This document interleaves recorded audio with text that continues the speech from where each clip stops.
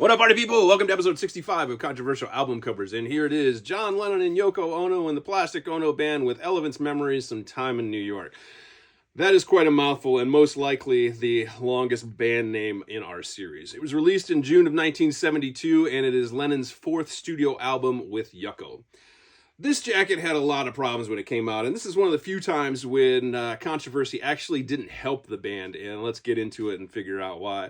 First of all, there's some things on here that weren't even considered controversial because there were so much bigger issues. For example, there's a cartoon of a half-naked woman being gutted by a samurai, and almost seppuku style, and no one really cared about that.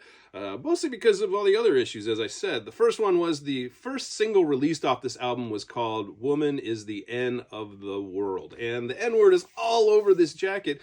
And Lennon and Yoko spent a lot of time trying to explain to people that, well, you know, it's not derogatory towards black people. It could be anyone and blah, blah, blah, and blah, blah, blah. And nobody really bought it because everybody knew that they were using it for controversial reasoning and they just weren't interested in it.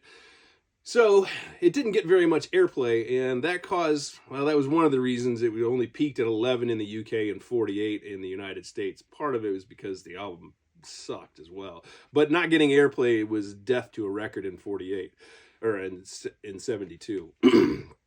Now, the real problem with this issue was not the use of the N-word. While that was an issue, the bigger problem was that Yoko had made this image on the top of Richard Nixon dancing naked with Chairman Mao.